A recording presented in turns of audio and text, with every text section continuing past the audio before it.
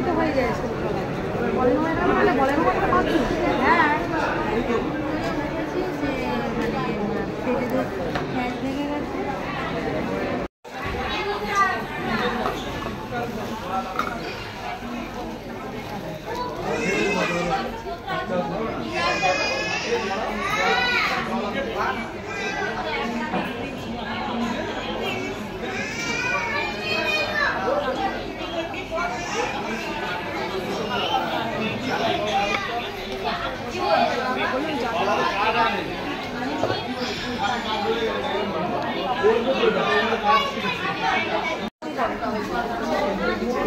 পিউ এসছে এখন মাম্মামকে দেখতে শিশুমোহন হসপিটালে। পিউ এখন মাম্মাম ভর্তি আছে।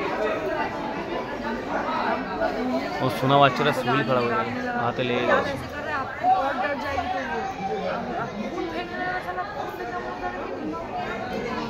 পিউ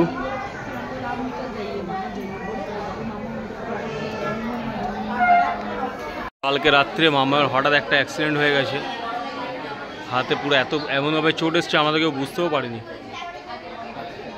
মাম্পি কেঁদে পুরো চোখ ফুলিয়ে ফেলেছে।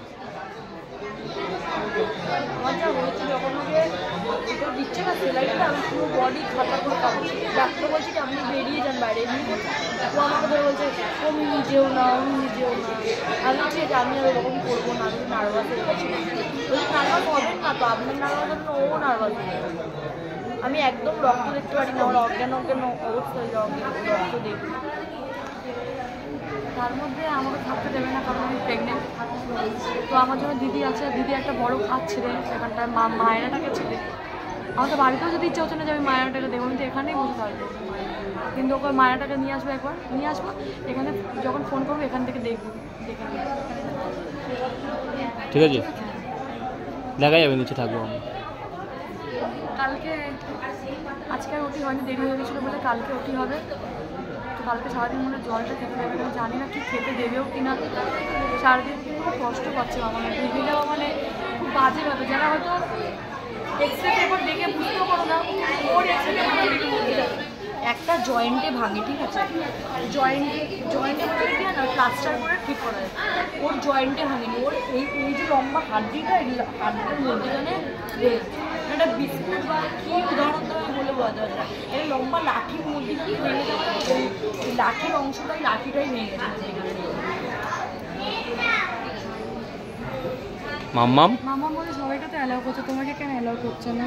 তোমার শরীর খুব খারাপ না মামা? বলছে ওর হাতে স্যালাইন চলছে। ওটার মা না, ওটার মিনি। বলছে ওটার মিনি,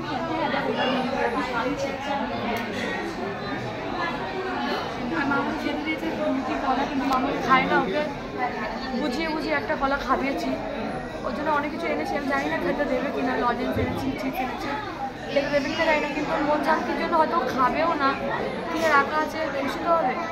আমি কিছুই কিনে নিয়েছি, আমার ব্যাগে একটা চুইংগাম ছিল, খেয়েছি। যেই নাচটা গেছে না, চেয়ে ছিল, যেই নাচটা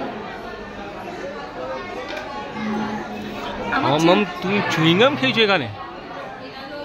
কে খায় মাম্মাম চুইংগাম? এরকম খায় না, ডক্টর বকবে। আর হাতে বেজারাটা এইটুখানি হাতে কত বড় চ্যানেল লাগিয়ে দিয়েছে। কষ্ট পাচ্ছে, ঠিক আছে, শুধু কাঁদছে না আমার জন্য। আমি বলেছি তুই কাঁদলেই আমি কাঁদবো, ওই জন্য কাঁদছে না, কিন্তু কষ্ট পাচ্ছে। বলে তুমি কেঁদো না, আমার কিছু হয়নি। বলে বাচ্চা এটা বুঝতে পারছে যে আমি কাঁদলে আমার মা কাঁদবে।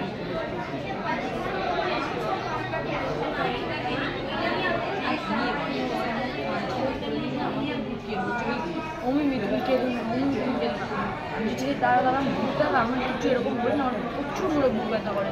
ব্যথা করছে, আমাকে বলেছে মিমি তুমি কেঁদো না, মিমি আমি তুই কাঁদিস না, আমি তাহলে কাঁদবো না বলেছি। বলে এইটুকু বাচ্চা না, চোখের জলে করবো, এইটুকু বাচ্চা আমাকে বলছে তুমি কেঁদো না, আমি তুই কাঁদলেই আমি কাঁদবো। যে এইটুকু যে এত বোঝে, নিয়ে চুপচাপ কান্না বন্ধ করে দেবে। তারপরে আমি আবার ধীরে ধীরে চুপ করে গেলাম। আমার এইসব আমি দেখতেই পাই না, আমার খুব বুকে মায়ের আর মাম্মামের, আমার ভাইয়ের কিছু হলে না আমার বুকে, আমার ডাইরেক্ট এখানটায় এত জোরে ব্যথা করে, আমি মানে খুঁজে পাই।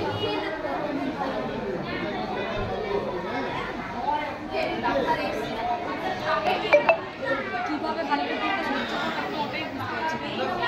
আমরা থাকতে না, আমি বলেছিলাম সবাই নাকি রিকোয়েস্ট করে আমাকে থাকতে না আমি থাকতে পারবো না।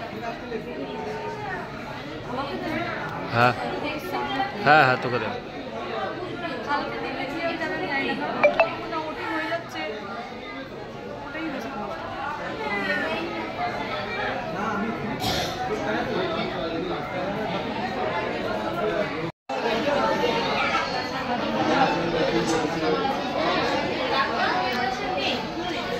বাচ্চা এতটা ব্যথা সহ্য করছে,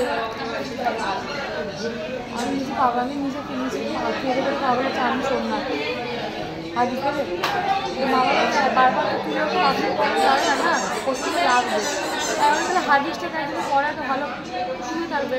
পটি নয় একবার সাড়ে একবার কি দুবার করবে। একটু ঘুমালে ভালো হয়। মামা একটু ঘুমিয়ে পড়ো বাবু, তুমি মা একটু ঘুমিয়ে পড়ো। হ্যাঁ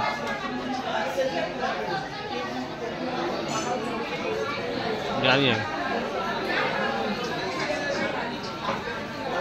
এখন প্রচণ্ড হাত ব্যথা করছে, প্রচণ্ড ভাবে ব্যথা করছে না। ও বেশি মন খারাপ হয়ে যাচ্ছে যে আমাকে চলে যেতে হচ্ছে, ওটাই ওর বেশি মন খারাপ। আর দিদি ওটা কাঁদতে দিচ্ছে না বা। তো আমরা এসেছি এখন ডাক্তারের সাথে কথা বলতে, আর কি সকাল থেকে কেঁদে কেঁদে কেঁদে কেঁদে কী করবো। ডাক্তারের সাথে কথা বলতে সাতটা, এখন 8:20, 6:45 এসেছি এবং 8:20 ডক্টর এখন দেখা হলো। আমরা আসার আগে একবার মামাকে নামিয়ে এক্সরে করে নিয়ে যাওয়া হয়েছে, দিদি নেমেছিল, তাই আমি গেছিলাম ঘরে মায়ের আগে খাওয়াতে, ওকে খাইয়ে নিয়ে এসে শুনেছি এক্সরে করে চলে গেছে। মামার নিচে আমাকে খুঁজছিল, তো এখন তো আর ঘরে যাবো না, এখন এখানেই থাকবো। তো এখান থেকেই যা যে না ভালো করে আর যেটুকু পারবো তোমার সঙ্গে শেয়ার করবো, আপডেট দেবো। তো তোমরা অনেকে জানো মামা পরে হাতটা ভেঙে গেছে এইখানটায় জয়েন্টে, তো এখানটায় অনেক প্লেট বসাবে বা লোহা বসাবে, ওটা কালকে দেখা যাবে, কালকে ওটি হবে। নিজে হাঁপিয়ে যাচ্ছে আমার থেকে না কেঁদে উঠছে, যখন খুব বড় কষ্ট হচ্ছে, কিন্তু ও ভিডিও কলে করছে, তাও মানে এমনি করছে, মানে বোঝাই যাচ্ছে যে ও কান্নাটা চাপছে। মা তুমি খেলো না। মামা আমার সঙ্গে রাত্রিবেলা ভিডিও কলে কথা বলছিল, তখন হয়তো বাজে 11:30 কি 12টা, তো ঘুমিয়ে পড়েছিল। ওকে তুলে আবার ব্লাড নেওয়া হয়েছে, ওই জন্য জেগে গেছে। তো আমি ভিডিও কল করেছিলাম আর চেষ্টা করছিলাম ওকে একটু হাসানোর, তো আমাকে মুখ ভেঙাচ্ছে। আর ওর একটা নতুন ফ্রেন্ড হয়েছে দিদির বাড়িতে, ওখানটায় গিয়ে তানুষু বলে একটা ছেলে, তো আমি ওর সঙ্গে কথা বলছিলাম বলে মামা ওখানটা হাসছে। আর জামাইবাবু ঘরে গিয়ে তানুষ্কের সঙ্গে মামামের কথা বলিয়ে দিয়েছিল, আর মামাম ওর কথা যে বলেছি ও লজ্জা পেয়ে গেছে, কিন্তু হাসানোর চেষ্টা করেছে, হাসছিল। আর কিছুক্ষণ পর ফোনটা কেটে আমরা আবার ঘরে চলে যাই। দিদি ওর সঙ্গে ছিল, দিদি সারা রাত ওর কাছে ঘুমায়নি, কারণ দিদি জেগেছিল।